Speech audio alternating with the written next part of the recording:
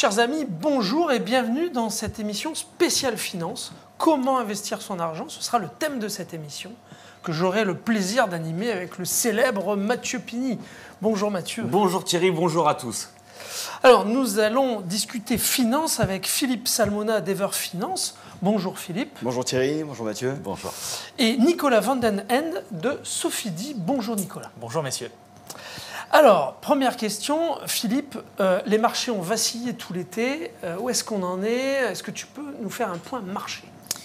Oui, alors concrètement la question que tout le monde se pose, c'est allons-nous rentrer en récession ou pas? Si on regarde un petit peu ce qui s'est passé durant le mois d'août dernier, on s'aperçoit que sur les marchés actions, les marchés européens sont restés plutôt stables. Les marchés américains ont un peu mieux performé, mais voilà ce qu'il en est. Après, sur les marchés obligataires, la question que l'on se pose, c'est est-ce que les gérants obligataires sont confiants sur les mois qui arrivent et sur la fin de l'année, ou est-ce qu'ils pensent qu'on va entrer en récession ? Concrètement, ils sont plutôt sereins pour une simple et bonne raison, c'est parce qu'ils estiment que l'arme dont on se sert aujourd'hui, qui est la remontée des taux directeurs, Jérôme Powell pratique une politique qu'on appelle la politique de hawkish. Qu'est-ce que c'est cette politique monétaire? C'est une politique qui consiste à ne plus se focaliser sur la croissance, mais se focaliser en réalité sur l'inflation et lutter contre l'inflation. L'arme ultime, c'est la remontée des taux.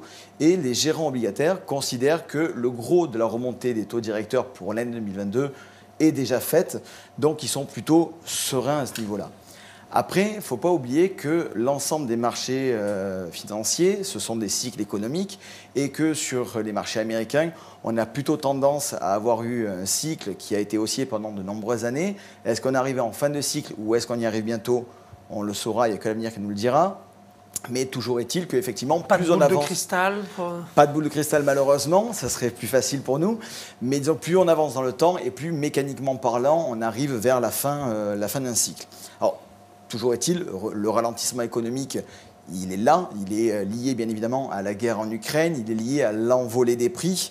Mais aujourd'hui, nous sommes toujours en présence de ce qu'on appelle un soft landing, c'est-à-dire un atterrissage de la croissance en douceur, contrairement à un hard landing où là, on aurait un arrêt brutal de la croissance qui serait conjugué à une récession globalisée. Donc pas de récession, mais... Ralentissement. Une croissance ralentie. Ouais. Okay. En Europe, c'est un peu différent, puisque aujourd'hui, en Europe, on fait face à une crise énergétique sans précédent. Et clairement, l'entrée en récession va énormément dépendre de l'ensemble des politiques qui vont être menées par nos gouvernements respectifs. Il y a énormément de tours de table qui s'opèrent en ce moment. Donc ce qui va se passer pour lutter contre ça cet hiver, ça va nous donner un petit peu la tendance. Après, en Chine, alors en Chine, c'est totalement différent du reste du monde, puisque la Chine, ça fait plusieurs mois qu'ils sont dans une politique, au contraire, d'assouplissement monétaire. Ils ont un problème qui est, leur politique est toujours une politique de zéro Covid, c'est-à-dire qu'en réalité, ils sont toujours dans les confinements et ils ont un vaccin qui ne fonctionne pas. Donc concrètement, ils ont plusieurs options qui s'offrent à eux. Soit ils importent un de nos vaccins, mais connaissant les Chinois, il y a peu de chances pour que ça arrive, ou alors ils arrivent à créer un vaccin qui sera plus profitable et plus efficace que celui qu'ils ont à l'heure actuelle. Donc, pour terminer, en fait, on va se dire, mais dans ces conditions de marché, où investir et sur quoi investir? Très simplement, j'ai parlé de la Chine. La Chine, pourquoi pas? Pour une simple et bonne raison, c'est que les marchés actions chinois aujourd'hui sont pas chers. Et donc, si à court terme, il n'y a pas forcément de rentabilité qui peuvent être opérées, on peut espérer des gains dans le futur à moyen ou long terme. Ensuite, on va pouvoir investir sur des thématiques qui sont très lisibles, des thématiques qui sont très résilientes et également aussi sur d'autres thématiques d'investissement qui sont, comme est là également Nicolas aujourd'hui, les SCPI qui sont également un autre tremplin d'investissement qui pourrait permettre à avoir des rentabilités pérennes et sereines, même dans des conditions de marché actuelles. Merci pour la transition justement. Nicolas, est-ce que vous pouvez nous présenter Sofidy ? Oui, alors Sofidy est une société de gestion qui investit et qui gère des produits d'épargne immobilière. Nous existons depuis 35 ans, on a été créé en 1987 et on est une société de gestion indépendante. Société de gestion indépendante qui a pris l'habitude depuis 35 années de travailler avec des experts de la gestion de patrimoine, des conseillers de gestion de patrimoine indépendants comme le cabinet Ever Finance. Sofidy, en quelques chiffres, c'est 50 000 épargnants qui nous font confiance, donc qui nous ont confié leur épargne pour investir dans la quinzaine de fonds que nous gérons. Derrière ces 15 fonds, c'est 8 milliards d'actifs et derrière ces 8 milliards, c'est 4500 actifs immobiliers. Alors ces actifs immobiliers sont de toute nature. On travaille principalement ce qu'on appelle l'immobilier tertiaire, à savoir des murs de bureaux, des murs de commerce, de la logistique et plein d'autres choses. Et puis, ce qui est important également de souligner, c'est que c'est aussi 200 personnes qui travaillent au quotidien pour gérer tous ces actifs-là avec un prisme territorial assez large, à la fois en matière d'investissement, puisqu'on investit partout en France, également un petit peu en Europe, et puis parce qu'on a des antennes régionales, donc des salariés un petit peu partout en France. S'il fallait retenir une chose de Sofidy, c'est peut-être une approche plutôt sécuritaire. Effectivement, on a plutôt tendance à viser des horizons d'investissement très long terme et à éviter de jouer les modes, puisqu'on est plutôt dans une optique de créer de la valeur et de la performance de manière pérenne dans le temps et de ne pas faire prendre trop de risques aux épargnants qui nous font confiance. On parle territoire, on parle de Marseille. Oui, ok, vous avez des actifs un peu partout. Et sur Marseille, est-ce que vous avez des actifs? Est-ce que vous envisagez d'en avoir? Alors oui, on a effectivement, de par notre prisme immobilier… Marseille et le Sud. Marseille et le Sud, de manière très large. Mais effectivement, on a eu la volonté, de manière ferme, il y a une bonne dizaine d'années, de venir s'implanter localement. Donc Sofidy a une antenne régionale, une direction régionale qui est basée à Aix-en-Provence, on est Cours Mirabeau. Et l'objectif derrière cette volonté d'être implanté localement, c'est de pouvoir satisfaire finalement à un souhait d'investir localement. On a une maxime chez Sofidy, c'est les bonnes affaires ne prennent ni l'avion ni le train, ne prennent pas la voiture non plus. Et donc si on n'est pas présent localement pour sourcer, pour travailler, pour identifier ces actifs-là, eh bien on ne pourra pas effectivement venir les collectionner, si je puis m'exprimer ainsi, dans les fonds que nous gérons pour les épargnants. Donc on a pris ce parti-là d'être installé. On a 4 autres antennes régionales, mais effectivement on en a une à Aix-en-Provence pour cette logique d'investissement et qui nous permet aussi d'être proche des épargnants, puisqu'on a de nombreux épargnants qui sont dans le sud, et puis par rebond, proches de nos partenaires distributeurs, puisque c'est eux qui nous présentent ces épargnants-là. Pour revenir sur le sujet des investissements, je vais vous donner 3 exemples très rapidement. Alors oui, on investit à Marseille. Premier exemple, c'est on a acheté pour le compte d'un de nos fonds un immeuble de bureau qui se situe dans le 8e arrondissement de Marseille. On est avenue d'Hambourg. C'est l'immeuble RTE. Donc peut-être que ceux qui nous écoutent aujourd'hui vont reconnaître cet immeuble. C'est un très bel immeuble, très très bon emplacement. Et aussi, un des points forts de cet immeuble, c'est qu'il offre beaucoup de capacités de parking. Ça peut être parfois un petit peu compliqué. C'est souvent un point fort. Deuxième exemple, là je vais vous parler davantage de commerce. Donc on aime investir à Aix-en-Provence et on a acheté fin de l'année dernière par exemple une boutique de prêt-à-porter. On est rue Aude, donc vraiment dans le cœur historique d'Aix-en-Provence.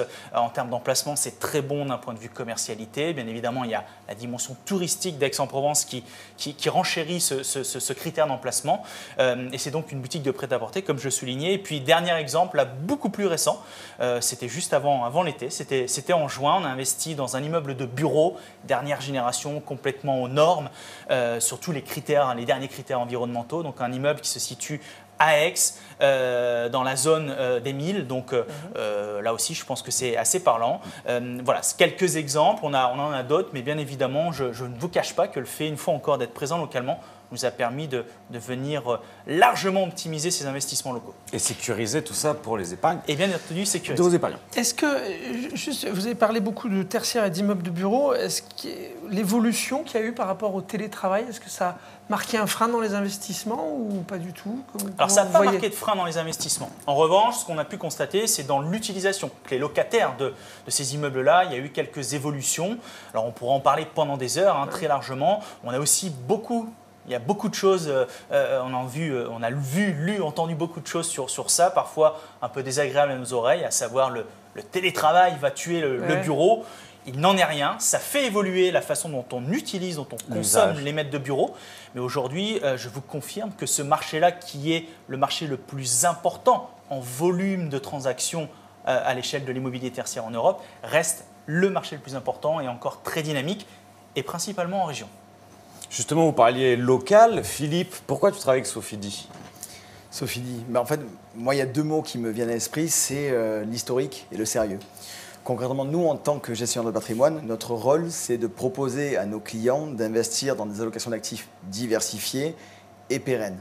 Et quand on a un acteur comme Sofidy qui est là depuis 35 ans, qu'on a des SCPI comme Efimo ou Immorand qui existent depuis 1987 et qui ont traversé de nombreuses crises immobilières, comme celle de la fin des années 90, celle de 2000 avec les nouvelles technologies ou encore en 2009 avec la crise subprime, dans ces périodes de troubles, pour autant, Sofidy a eu le répondant qu'il fallait pour avoir les rentabilités et le sérieux qu'attendaient les clients.